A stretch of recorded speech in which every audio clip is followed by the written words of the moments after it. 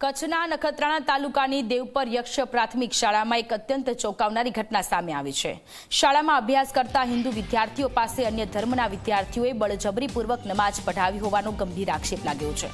ગત શનિવારે બપોરે બનેલી આ ઘટનાની જાણ ડરેલા વિદ્યાર્થીઓએ 5 દિવસ બાદ પોતાના વાલીઓને કરતા મામલો બીચક્યો હતો। વિદ્યાર્થીઓએ વીએચપી સમક્ષ કબૂલાત કરી છે કે તેમને શાળાના જ અન્ય વિદ્યાર્થીઓએ બળજબરી કરી હતી।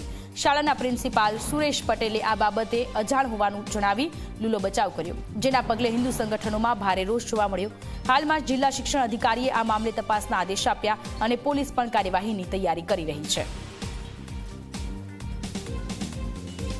12 વર્ષનું બાળક જે હોય તો શું એની માનસિકતા આવી હોય કે બીજા ધર્મના લોકોને જબરજસ્તી નમાઝ પઢાવી કે જે બીજા લોકોને આપણા બીજા ધર્મ પ્રત્યે પરિવર્તન કરાવવું, કે તો આ લોકોની માનસિકતા આવી ક્યાંથી પેદા થાય છે, આવું લોકો એમને ક્યાંથી શીખવાડવામાં આવે છે, આની એક શિક્ષણ અધિકારીઓ દ્વારા તપાસ કરવામાં આવે। અને જ્યારે પણ જોઈ તો ઘણી વખત આવી ઘટનાઓ છેલ્લા 1 વર્ષથી આવી મારપીટની ધમકી તો બનતી હતી। જ્યારે શાળા સંચાલકોએ, શાળા શિક્ષકોએ જ્યારે આના ઉપર કોઈ પગલાં ના લીધા ત્યારે આ ઘટના આવડી બધી રૂપ લીધું છે।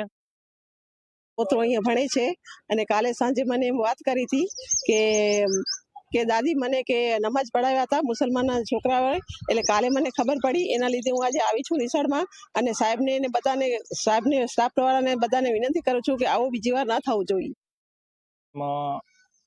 હિન્દુ બાળકો સાથે એમના વાલીઓ અને મુસ્લિમ બાળકો અને એમના વાલીઓ અને એમને ચર્ચા કરીને સમાધાન કરાવ્યું હતું,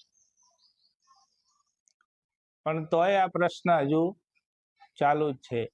હજુ મુસ્લિમ બાળકોની ફરિયાદ હજુ પણ આવે જ છે અને હિન્દુ બાળકો પણ એમ કહે છે કે અમને ખૂબ ડરાવે છે, ધમકાવે છે।